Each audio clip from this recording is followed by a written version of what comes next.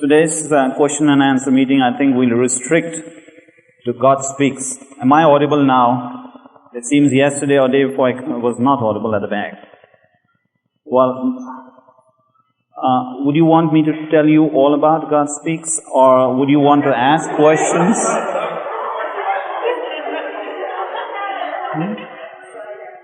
What would you want? Paraphrase the whole thing?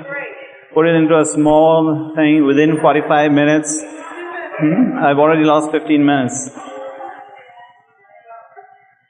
Well, you would be surprised to know that I got a telegram from Baba on the 4th of January 1956 that Baba was to arrive in my town on the 29th of January. And on the 5th morning, I got the first copy of God Speaks that arrived in India. I had told Ari to send me the copy. Well, as soon as I got this, I never knew how difficult that book would be. I thought it would be like any of the other Baba books. So I thought I'd read the whole book, make a summary of it, and read it out to Baba when he came on the 29th. Not even realizing that it's impossible to read that book within 20 days. Well, somehow, in addition to my medical work, somehow I read that book, made a summary, typed it out and kept it ready for Baba.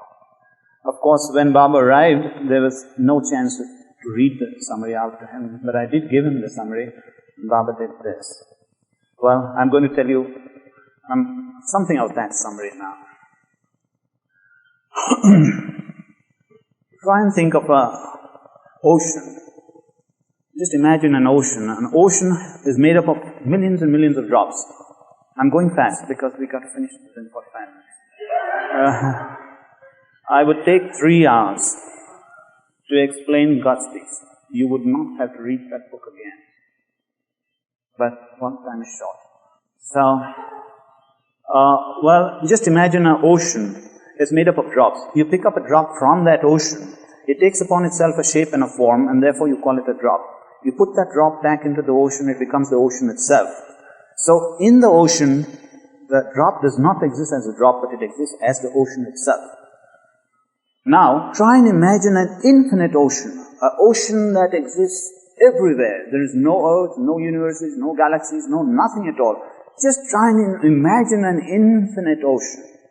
From that infinite ocean, if you pick up a drop and put it somewhere, you would call it a drop. And you put it back, it will become the ocean. But if that ocean is infinite, you cannot pick up a drop to put it somewhere else, otherwise that ocean would not be infinite. Is that clear? So, if God is infinite, all-pervading, everywhere in space, only God exists. As Baba says, God is infinite. So, if God is infinite, who are we in that infinite God? We are those drops in that infinite ocean of God. And therefore, we cannot exist as Bhurucha or Frank or this or that. We must be one in that infinite ocean. But due to some sort of an ignorance, we feeling that I'm Bhurucha and I'm Frank. Is that right?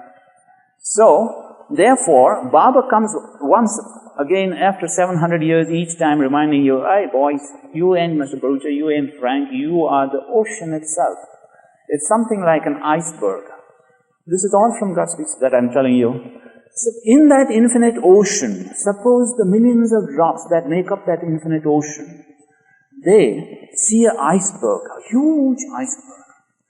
And that iceberg tells the drops, hey little drops, you are not the drops, you are the ocean.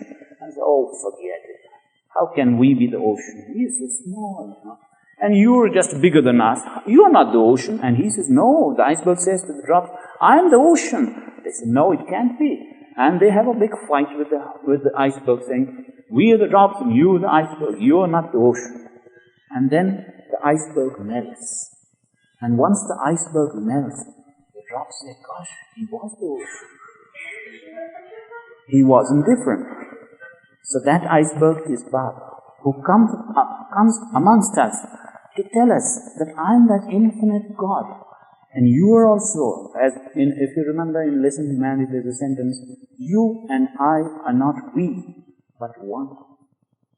So Baba tells us that I am that infinite God, come in the form of an iceberg, in the form of a man, to tell you that you and I are one. Well, we quarrel with him and we crucify him and we do this and do that and humiliate Baba. We do all sorts of things in our ignorance, absolute ignorance. So, if you have this basic knowledge that nothing exists but God, and that we are all a part and parcel of that infinite ocean, God speaks is very easy to understand. So in that original state, what Baba calls as the beyond state of God, which even a perfect master cannot describe. Let's forget that, because if a perfect master cannot describe, I cannot describe that also. So, then God gets a whim in that state. Who am I? A whim is a whim. You cannot say why he got the whim. A whim is just a whim. I might get a whim to get out from here right now, and that's a whim. So, similarly, God got a whim, who am I? And he gets that whim, and immediately Baba says, God became infinitely conscious that he was God, and he became infinitely unconscious that he was not God. Now how could both these things be possible? Something could be infinite, but how could it be also infinite and non-infinite? Baba says, don't use your brain on that, because these things you won't understand. So this is the initial part of God speaks, which is very difficult to understand. But what happens is, as soon as that God gets that whim to know himself, then the unconscious aspect of God wants to know that he is God. And therefore, to experience something, he must take upon a shape and a form. And so he comes in the form of a stone. So who has become a stone? It's nothing but God himself takes upon a separate form so that he picks up a little consciousness.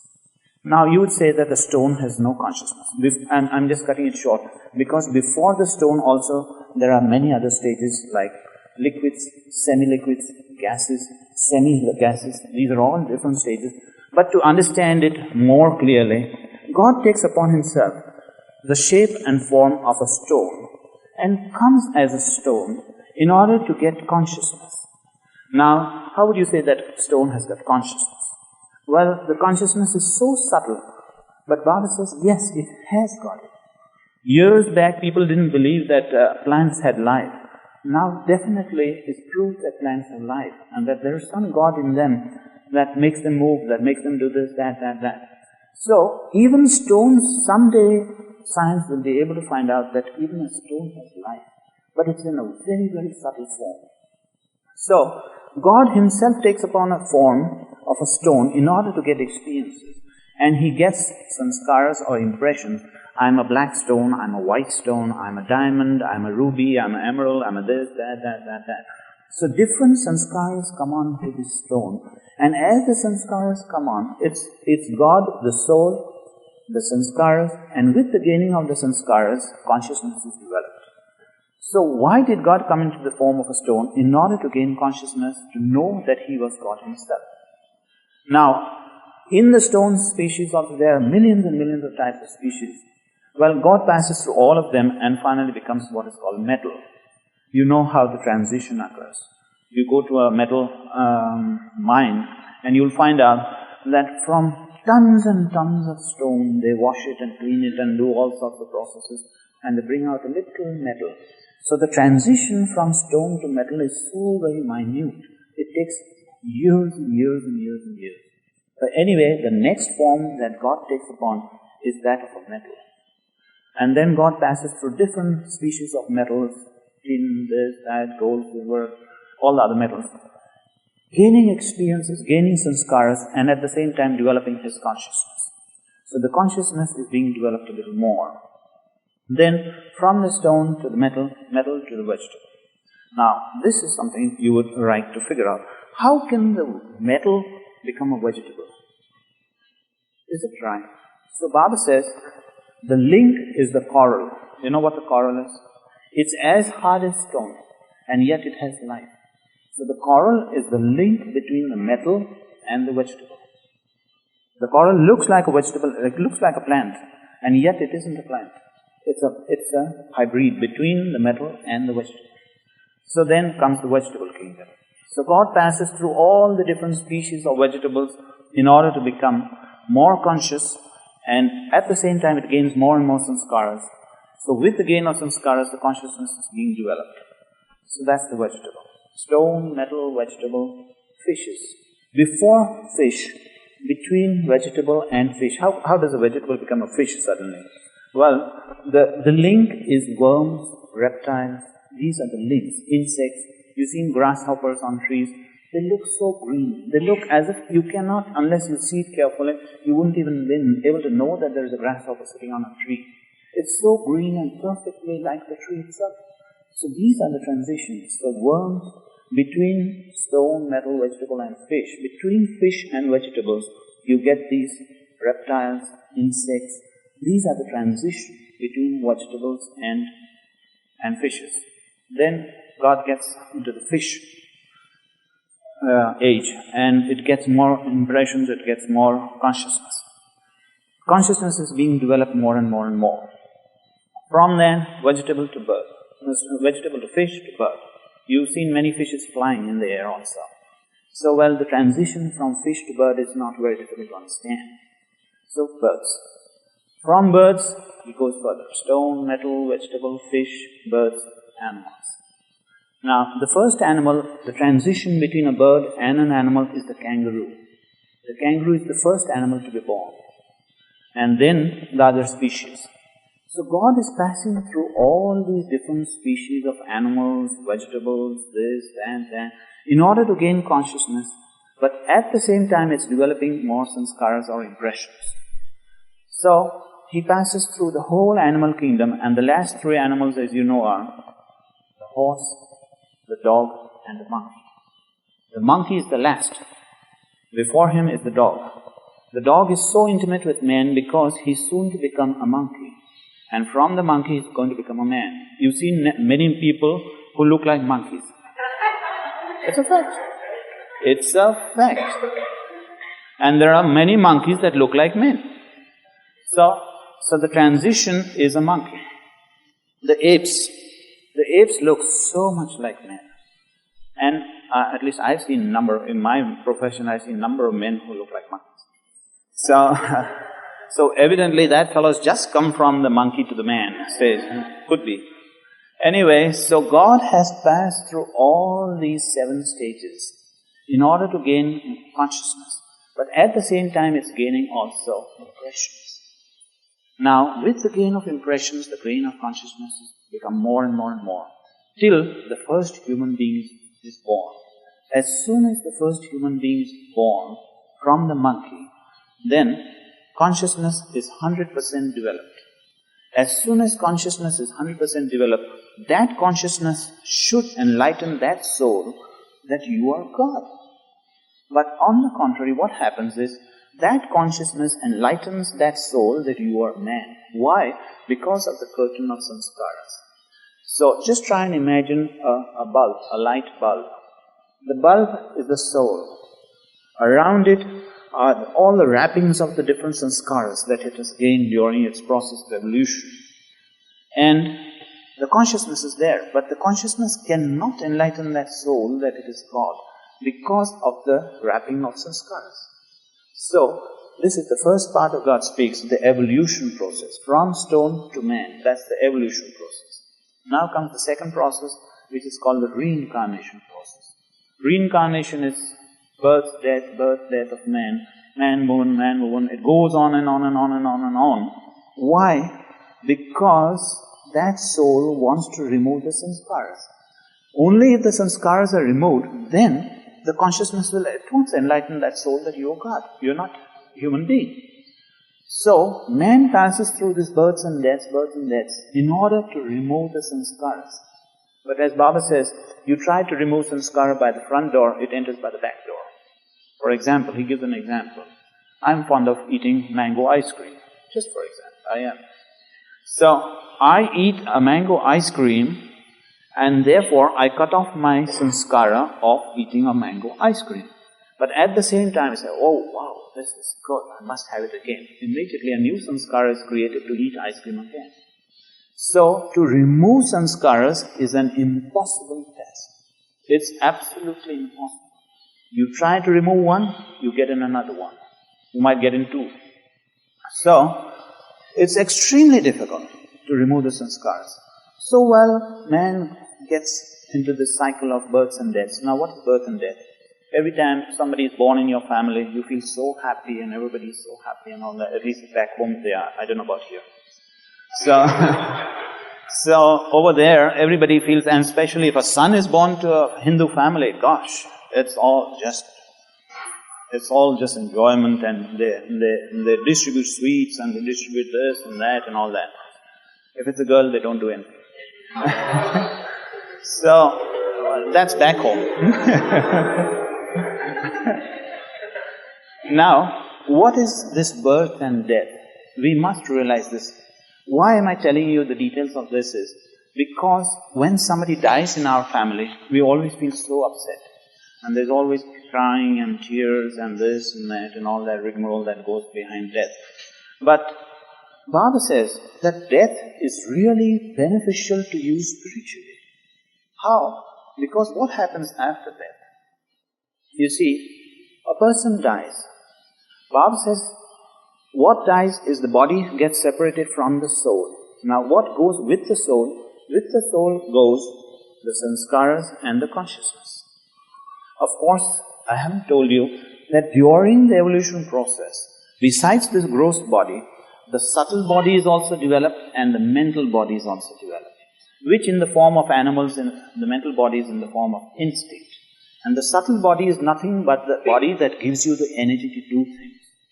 So the subtle body and the mental body are already there from the stone, developing very slowly, and in the human being they are developed completely.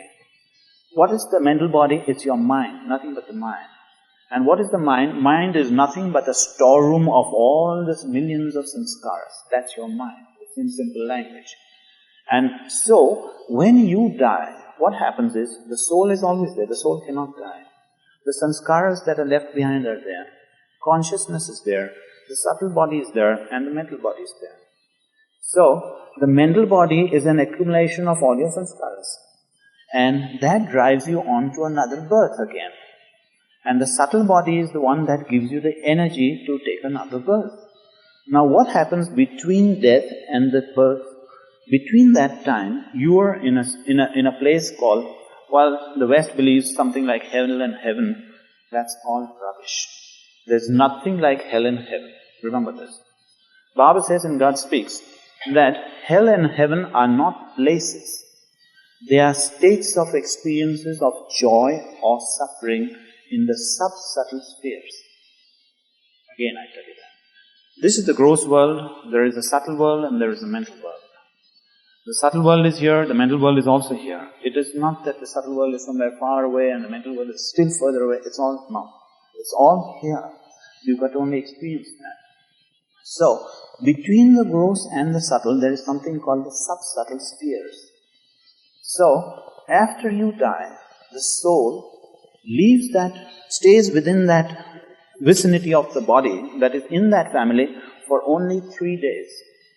On the 4th day, that soul separates away completely from the connections it had in the gross world and goes into what is called the sub-subtle sphere, where, depending on the good deeds or the bad deeds that it had done, it suffers in the heaven state, or it enjoys in the heaven state, or it suffers in the hell state. You get that? Just to give you an example. Supposing a man dies with 100 good deeds and 50 bad deeds. Just suppose.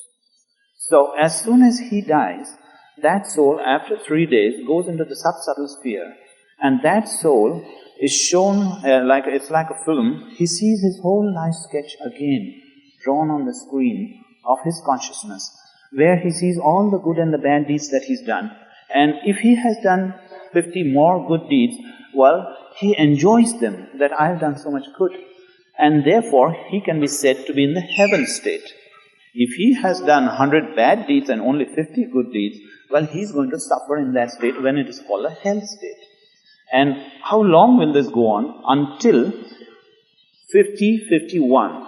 Almost they become one equal, immediately he'll take a new birth. Baba says, if they neutralize each other, immediately he gets liberated. But without the body, you can never get liberation. You have to get liberation only in the body.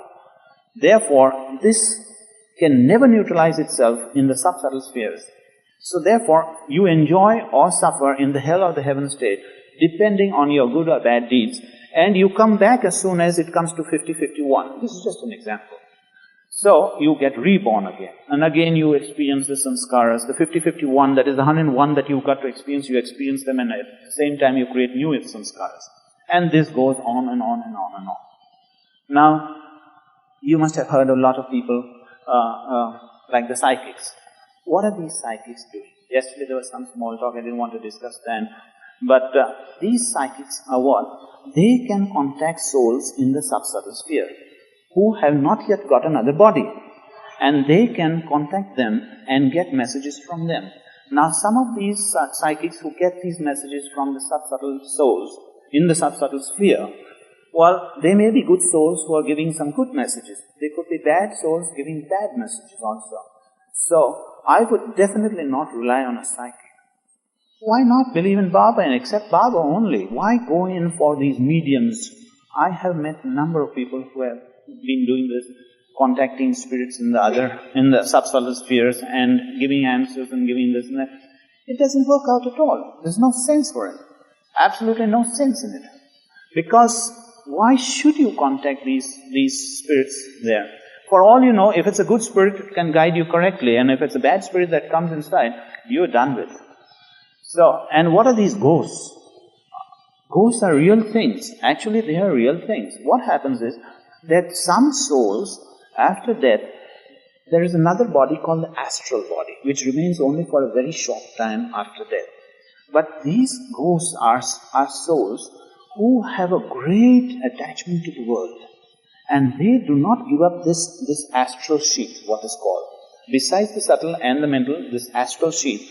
And therefore, they gravitate to the earth and they come and stand in front of you like forms in their astral sheath. And that's what you see and you feel frightened. Gosh, I've seen a ghost. So ghosts are real things. Who are they? They are souls who have not been able to break their astral sheath and get off into the subsubtle spheres.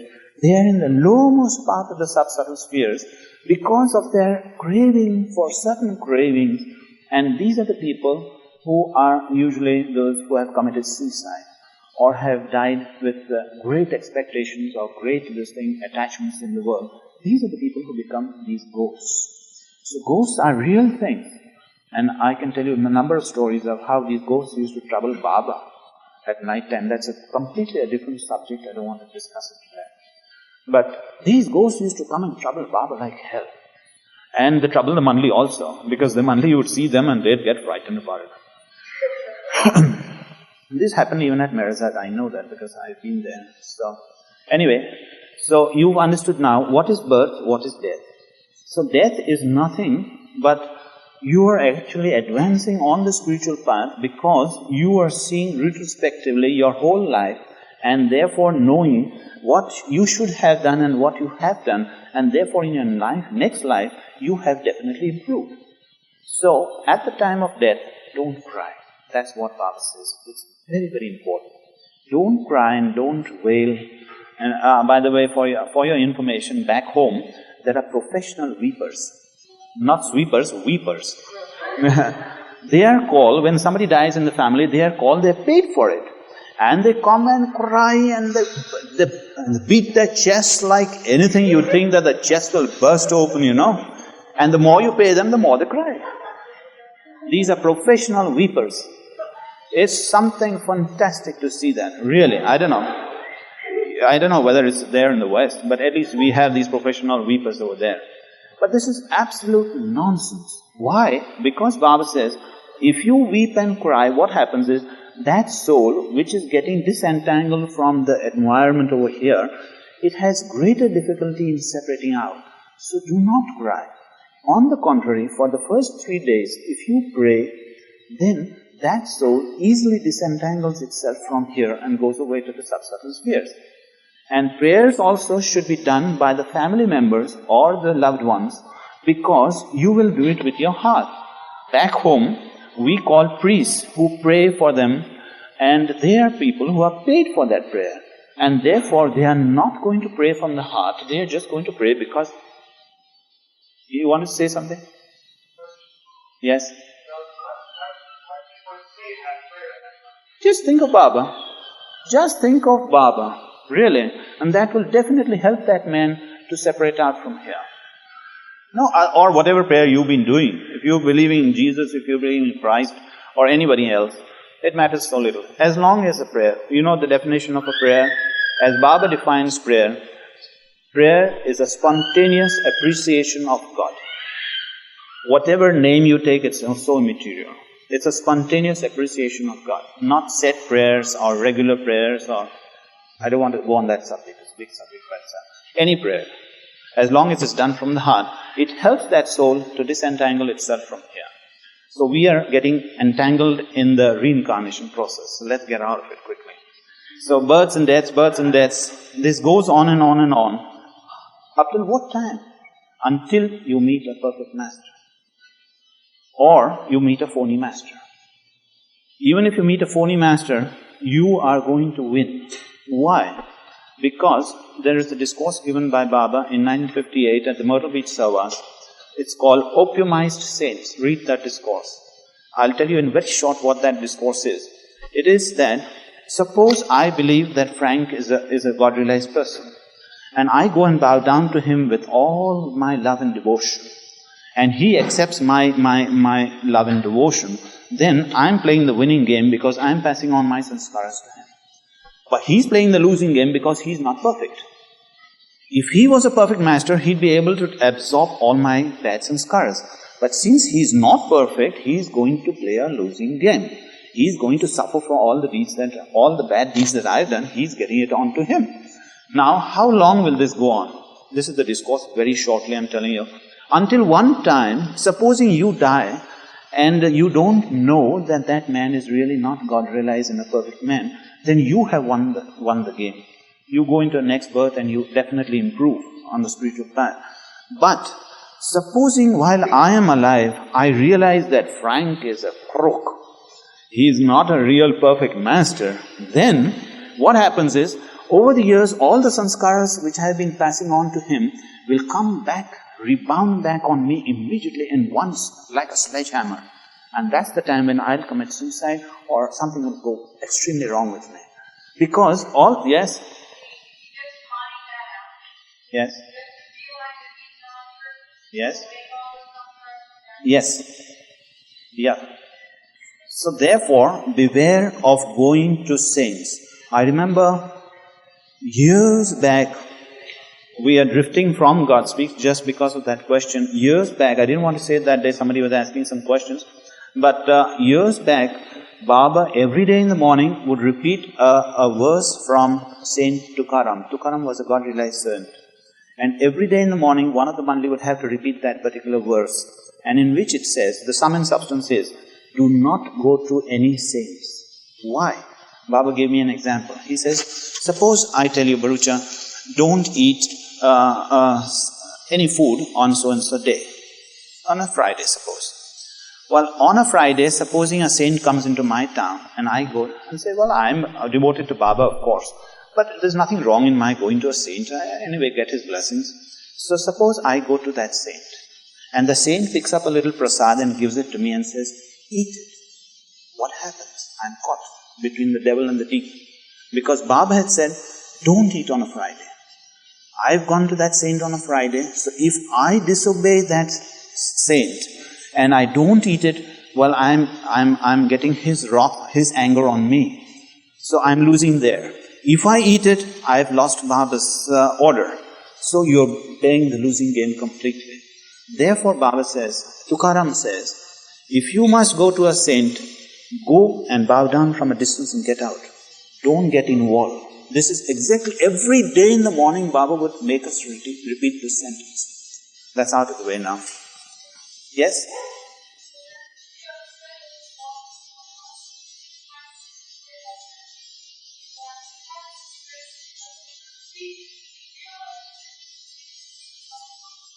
Well, if he realizes it in a shot like that, or if he realizes it slowly, then he'll take back his sanskaras slowly. But if at the same time he's got connected to a perfect master, or you are directing that man to Baba, then the trouble will not arise. Because then all the sanskaras which come onto him in a flash will be passed on to Baba. Yes? Another thing, I'm again detouring a little. It's similarly, Baba had said that for a medical man also. You see, supposing he is to suffer for 4 days some pain in the abdomen, and he comes to me for treatment and I treat him in 2 days, well, he has got the sanskaras for 2 days left over for suffering. So those two days sanskaras I'm taking on myself as a doctor. And now, what happens is, if I treat 400 patients a day, can you imagine the load that I'm taking on my head? But because I'm already connected to a perfect master, it's something like Baba says, in a house, if you've got a wash basin and it's connected to a drainage somewhere outside, it's alright because the water will not come into your... If it's not connected to a drainage, all the water is going to come in the house and make it horrible. So, connect yourself to a big drainage, and that's the perfect master you're connecting to. Yes? They are gaining sanskaras positively. They are definitely gaining sanskaras. Yeah, even though they are doing good work, they are gaining sanskaras. I'll tell you this, what happens to them. We are on God Speaks. They are definitely gaining sanskaras. So anyway, I'm out of it because I'm connected to Baba. So I'm passing on everything on there. I'm taking from here and passing it on there. So, well, we are in this cycle of births and deaths. Quick, oh my gosh, pardon? It's going so fast. There's something wrong with that thing. Yes.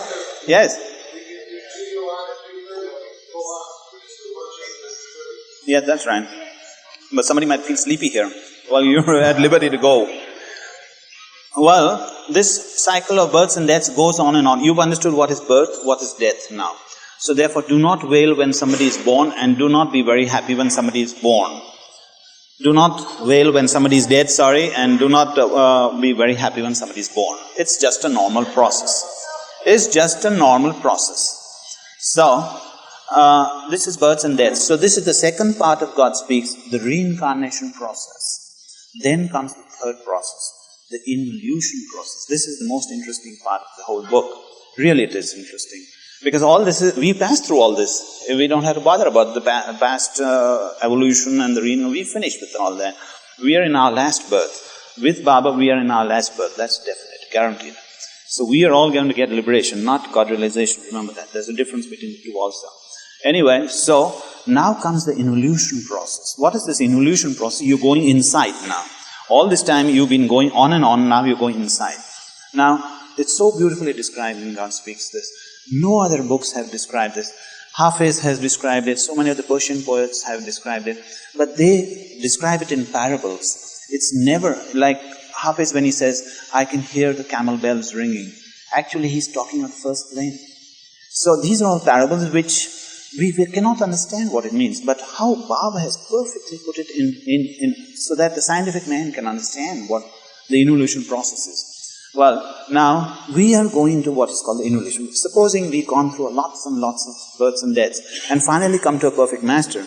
So as in Listen Humanity there is a sentence, the moment you put your head on the feet of a perfect master, the death knell of your sanskaras is sounded. So he takes care of the sanskaras now, and you are now going into the involution process. If you have met a perfect master, luckily. Even if you have met a phony fellow, keep your faith onto him till the end, very end. Otherwise you're going to suffer. So, now what is this involution process? It's with the same body, with the same mind, you're going to experience certain other things, what is called the subtle world and then the mental world. The subtle world has got only 3 planes. The mental world has got 2, and between them there is a junction called the 4th plane. So the first 3 planes belong to the subtle world, the 4th is a junction, and then the 5th and the 6th is the mental world. Yes? So now, what happens? How will you know that you have involved yourself and got onto the first plane? When you experience 3 things, please note that you have gone onto the first plane. What are the first 3 things? I tell you like a school teacher, The first thing is, you see divine sights. Second, you hear divine sounds. And the third, you smell divine scents. These are the 3 things that you experience on the first plane of the subtle world. Am I audible again there at the back? Frank? Huh? A little louder. So, when you experience these three things, divine sounds, divine sense, and divine sounds, divine sights, and divine smell. Sounds that are not here. Remember that. It's not some loudspeaker somewhere blaring away and you hear that and say, oh, I'm hearing something in the earth. Many people have gone to this. I know. On my last visit over here in LA, I know somebody in Hollywood said he was on the 6th plane and he was hearing all this and all that rubbish, Well, anyway, forget it. So, these are delusions on the path. Because Baba has explained this, I'll tell you at the end, what is the importance of knowing God speaks? Because you don't get deluded on the path. Supposing you hear some sounds, or you see divine sense, or see divine sights, or you smell it, don't get deluded. Don't think that's the end of the whole journey. Well, the journey is far away. It's far, far away, still very far away. So, we haven't even finished the first journey. The first journey ends from stone to the 7th plane. So, we are on the first journey still, So, when you experience these three things, then you can be said to be experiencing the subtle world. Now, it's something like, somebody would say, where is the subtle world? Is it somewhere above, down, below? No, Baba explains it so nicely. He says, suppose you have a radio and you tune it to New York. At once you will get the sound of what is happening there at the New York radio station. But if you didn't have the radio, your ears were not capable of getting to that frequency and therefore you cannot hear what is going on at the radio station in New York. So, the radio waves from New York are already here, but you are not in a capacity to accept them or to receive them, accepting through the medium of a radio. Similarly, the subtle world is also here, but you are not in a capacity to experience them because you are not come up to that stage. So once your sanskaras get cleared out slowly and slowly, you come to experience the subtle world. Now even before you can come onto the subtle world, you can start doing some subtle world is the planes of energy, and therefore you can work small miracles. Like I've seen so many of these tricksters, fellows who do a lot of these magic tricks, spiritual tricks. Like, they transport the body from one place to another without anything. I met one person with that. He just said, I'm going somewhere. I said, where are you going? How are you going? Have you got a reservation? He said, we don't need reservations. And he just eloped. So these are tricks which they can do even before they come on the first plane. They are nearing the first plane. Then they can read books. There are, a closed book, you give a closed book, and on page number so-and-so, he'll tell you what's exactly going on first page, or a second page, or any page on that book. These are small things, because he's getting the subtle energy of God now. Subtle world is the world of energy, and therefore he's experiencing these he can work small miracles, or he can become very light, or he can become very heavy. I know of another man also. He was a saint. I met this.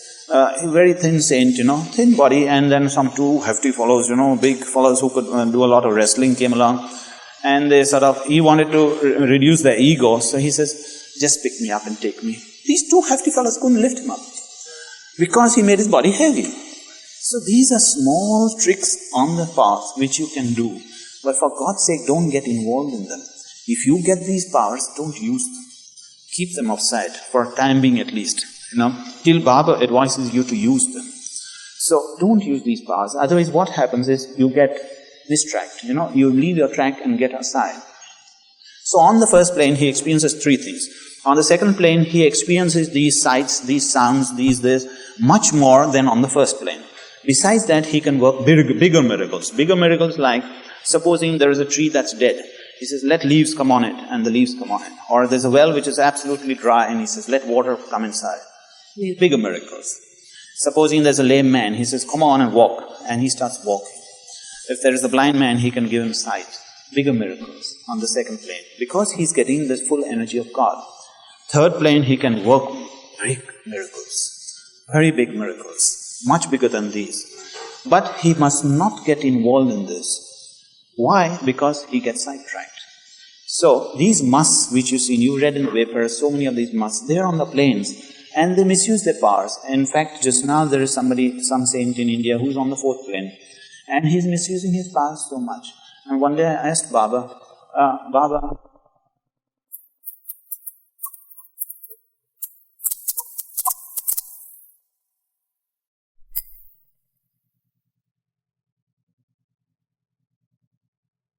on the 4th plane, but his progress has been stopped because of the misuse of his powers. This is exactly what Baba did.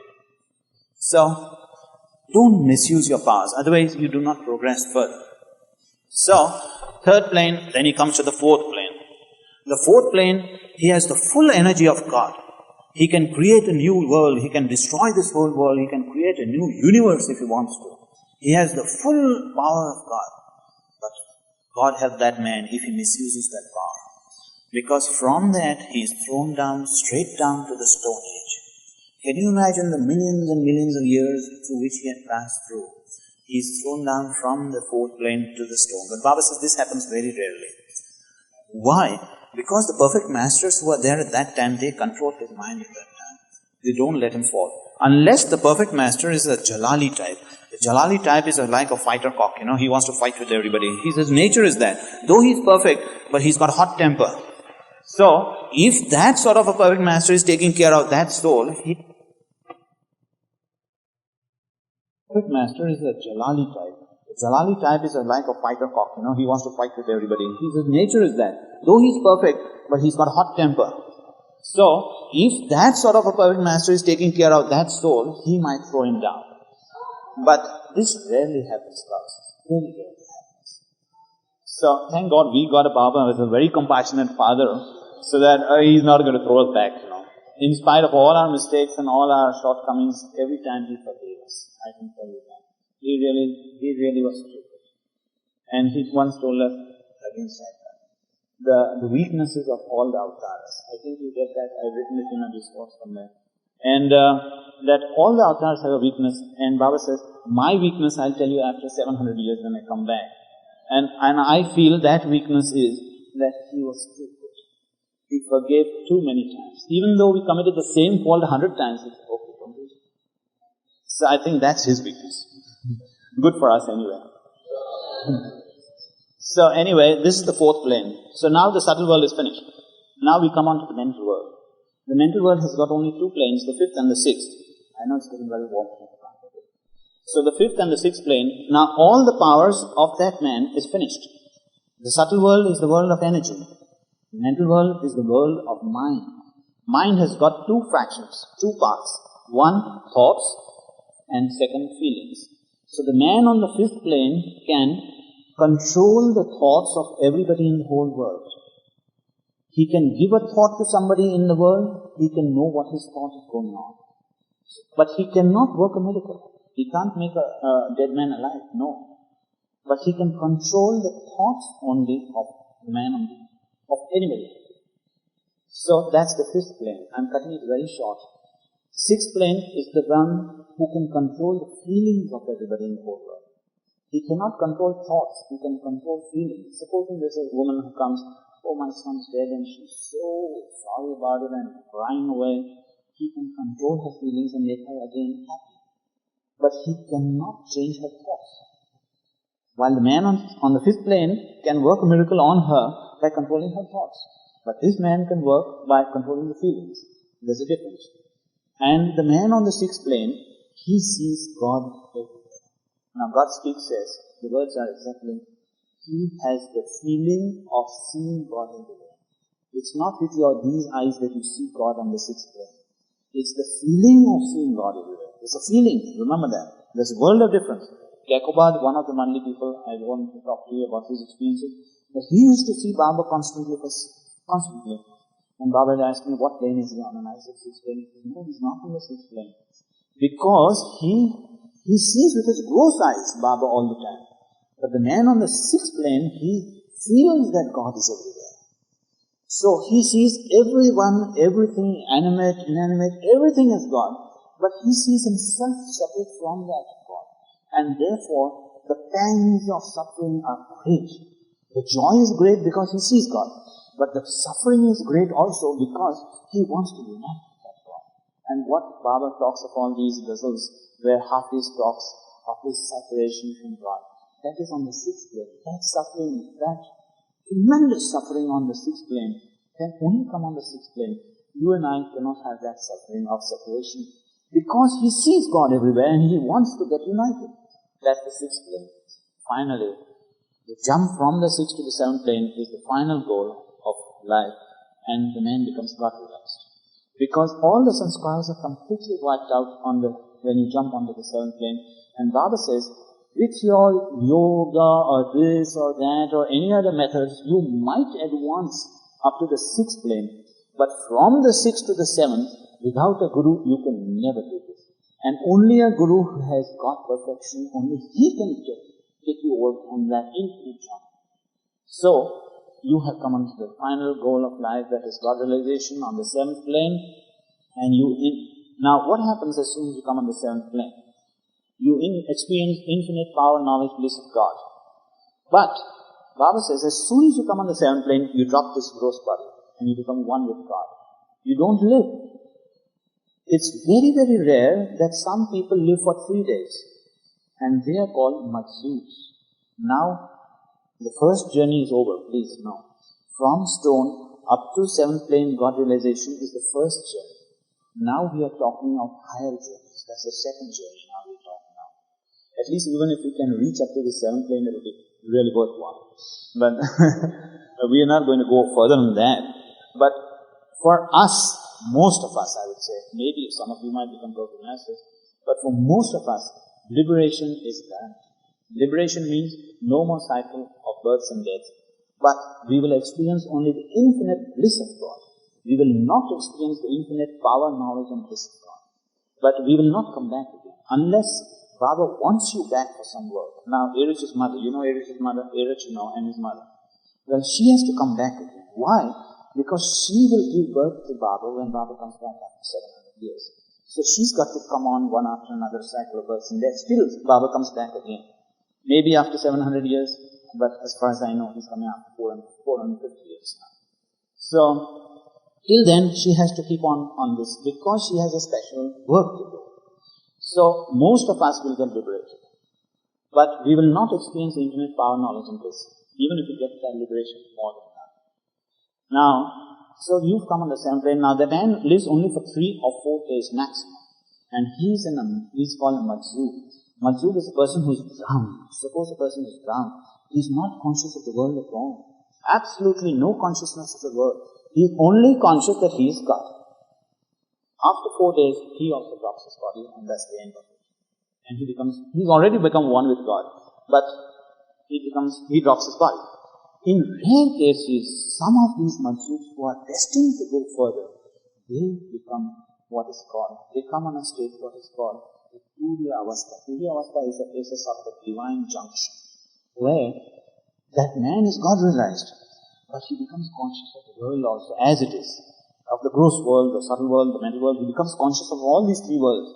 For some time he is conscious, sometimes he is again in the Majzoot state of being drowned. So, he is on the junction sort of. Sometimes conscious of the world, sometimes not conscious of the world. If he still further progresses, then he becomes what is called a Salik. A Salik is a God-realized person who is all the time conscious of the world, of all the 3 worlds, the gross, subtle and mental. He is God-realized, but he cannot help anybody to get God-realization. He is a perfect master. You can call him an imperfect master. Why? Though he is perfect, he cannot help anybody. He is a Salik. If he still further progresses, then he becomes a perfect master. So what is the definition of a perfect master? A perfect master is a God-realized person who is conscious of the world, of all the 3 worlds, and at the same time he can help others to get God-realization. Now Baba says only there are 5 such perfect masters living. And once one of these 5 fellows kick the bucket, the next Salik comes up and takes his place, So it's these between the 7th and the 5 perfect masters, there are only 56 people. On the 7 planes, there are 7,000 people. So on the 7th plane, 7,000, from 7th plane to the God-realized state of perfection, there are 56. When one of these perfect masters pass away, from those other 51, one becomes the perfect master, and there is a shift from 7,000, one fellow goes up. So it's a gradual process, So, this is what the 5 perfect masters are. Now, the perfect masters can, normally a man lives for, say, 65 to 125 years, which is called an age.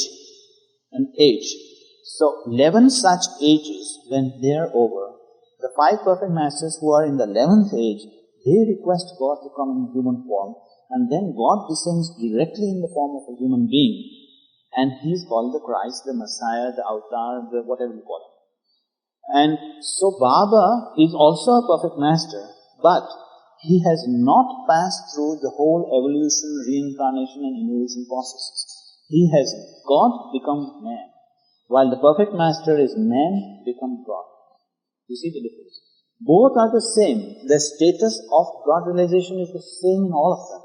Right from the 7th plane to the perfect master or to the avatar, they are all the same in status, but their functioning capacity is different.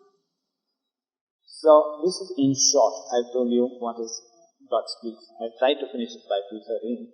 But remember this, that what is the importance of knowing God speaks?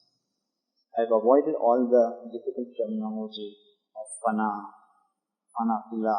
You want to know that? Fana means you are lost. Fana. We say fana thaiyo. Fana means lost.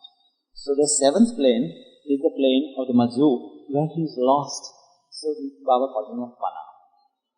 And because it's a fana, it's a ground state of reality, therefore it's called fana illa. While the perfect master is in the state of a God-realized state, and his status is called the status of Baka.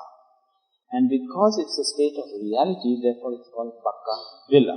Don't get involved in all these terms, it's least important as long as you know what happens after the 7th stage. After the 7th stage, either man becomes drowned for 4 days he lives, he's called a Matsuk and dies. Or he comes to be conscious of the world for a part of the time he's not conscious. He's in what is called the divine junction, Turiya Avastha. Or he goes further and becomes a Salik. He's a God-realized person, but he cannot help anybody. He's conscious of the world. And the perfect master is conscious of the world. He can also, give God realization to everybody. And the avatar, of course, is God become man, man become God is the perfect master. Would you like to ask some questions? Sure, go ahead. Go ahead, anybody. Yes, that's what I know about. He said that. Well, yeah, he said it. You see, some of the avatars come a little earlier. They get too impatient to come on the world, it seems. Because you will see, between Christ and Buddha, it is only 450 years. Buddha is 2500. Christ is now 20th century. It's about 450 years. Do you know that? Buddha and Muhammad is 600 years difference only, not 700 years. It's 14th century of the Muslims, while 20th century of the Christ. So it's only 600 years. So don't get fixed to these exactly 700 years and exactly 1400 years. He can come a little earlier, he can come a little later. And you might be surprised, yes, I'm coming to you. You might be surprised that in between also the avatar comes at times. Baba says he comes normally at the end of 700 years or at the end of 1400 years. But he has also said that in cases of emergency, as you get emergencies in medical practice, he also has an emergency and he comes. So, he also comes in an emergency. Yeah, he does. And like Shivaji, Shivaji, the great king of Maharashtra. Well, that as Baba says, that Shivaji was also him who had come as an intermediary avatar, but the only difference is that intermediary avatar is not conscious that he is the avatar. While the avatar who comes after in 700 or 1400 years, he is definitely conscious that he is the avatar. But Shivaji was not conscious. He did all the work of an avatar because he had to do that duty, but he was not conscious. Yes, you want to do something?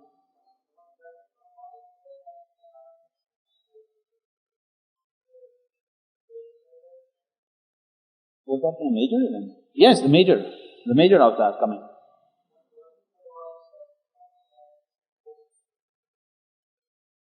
Nothing, man. He's coming back after 450 years. Because he's told us. I know. Yeah. Why are you so bothered about it?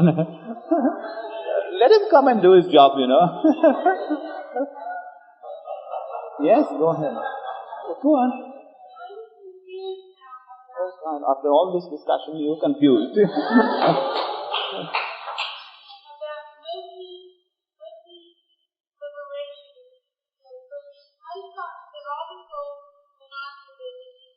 No. Mukti is something quite different. There are 4 types of mukti. Don't get complicated with this mukti. Mukti, in short, means liberation from the cycle of births and deaths. While God realization is something quite different. The man who gets mukti is a man who gets only infinite bliss. He does not experience the 3 other states. Yes. Yes, then you get mukti. If you take my name during your dying moments, you will get mukti, but not God realization.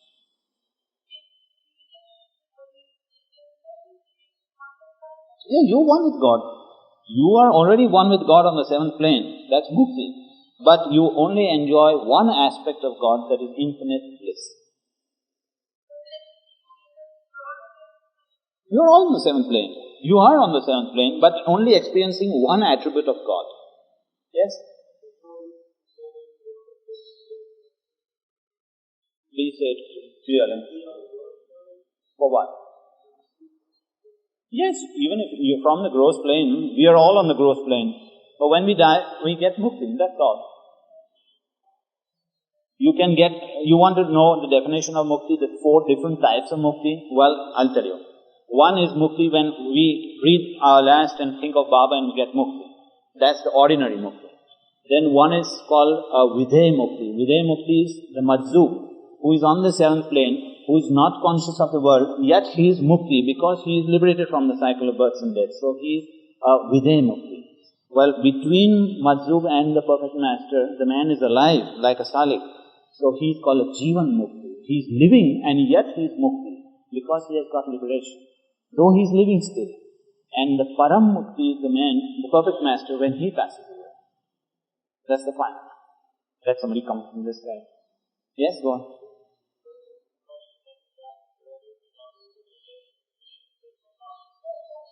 Yes.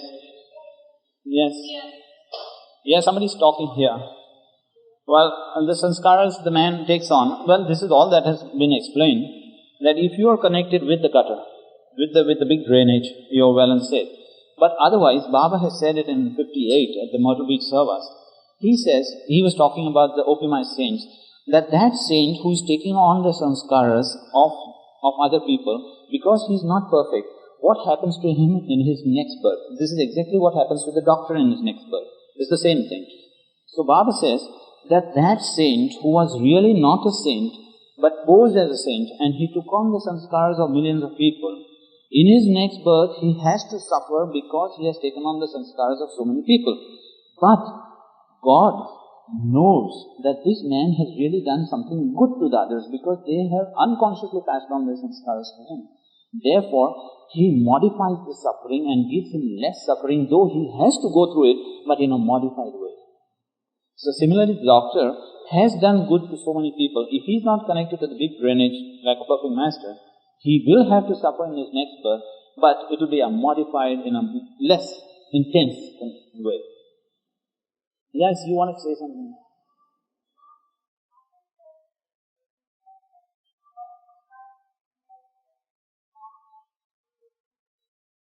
Yes. Yes. We all will get mukti, don't worry. Yes, you.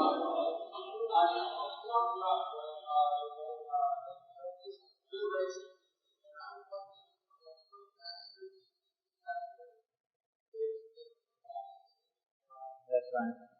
Yes.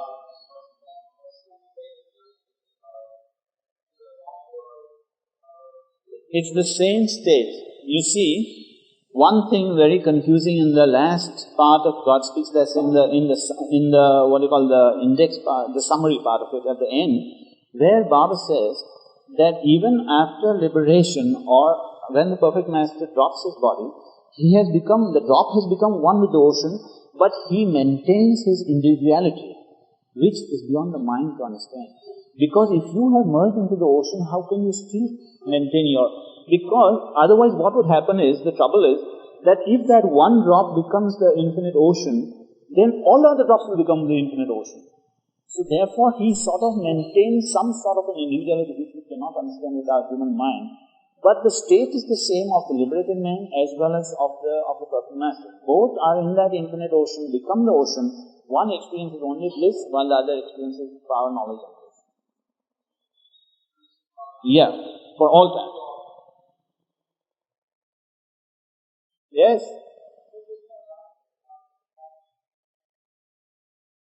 Well, I'll tell you about Gustaji.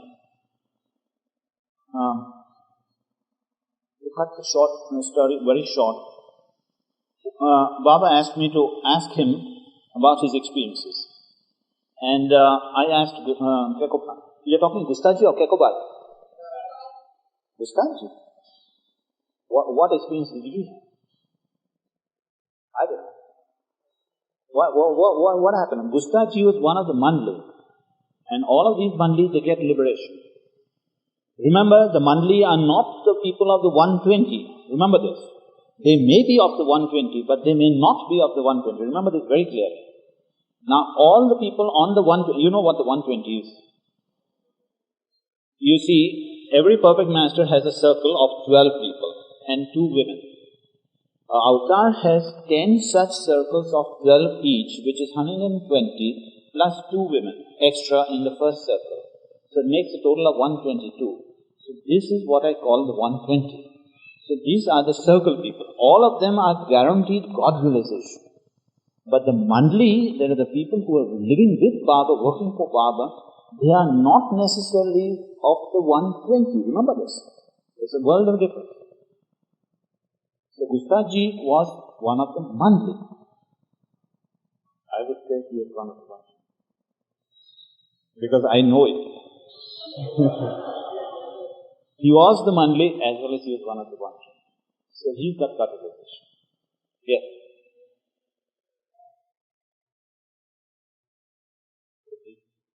She's been told that she's coming back, alright. Why should we be confused? If Baba wants her back for some work, there are so many souls that he's brought back. I know Norina has come back. I know the person who it is. You know Norina, you've heard of Norina. She gets so much for Baba. Yet she's reborn already in India. I know that. Because Baba said, here's Norina, come back. So, well, somebody he wants, yes, please.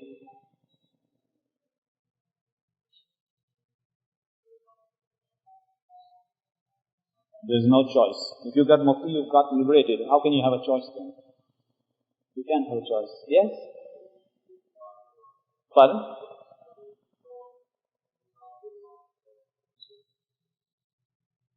What's the difference between them? Mukti is liberation, and God realization is God realization. I don't get your answer. Come on, tell me properly. What does it mean? What do you mean? Tell me. Yes? It's not your choice at all. As Baba says, don't want me to want what you want. Let your wanting be my want.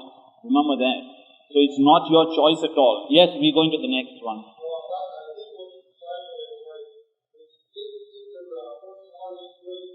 Yeah. No, that's not his choice. It's God's choice. It's God's choice whether he should become a first master or get only liberation. I asked for Baba for liberation and I told you what he told me. For 12 years without a minute's break, repeat my name, then you'll get God realization. In short, it's impossible for me. That's what he meant. Yes? You wanted to say something? No.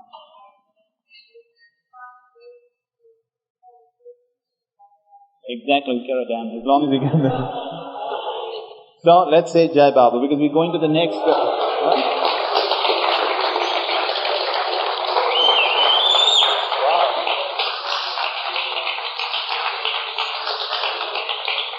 We got a next...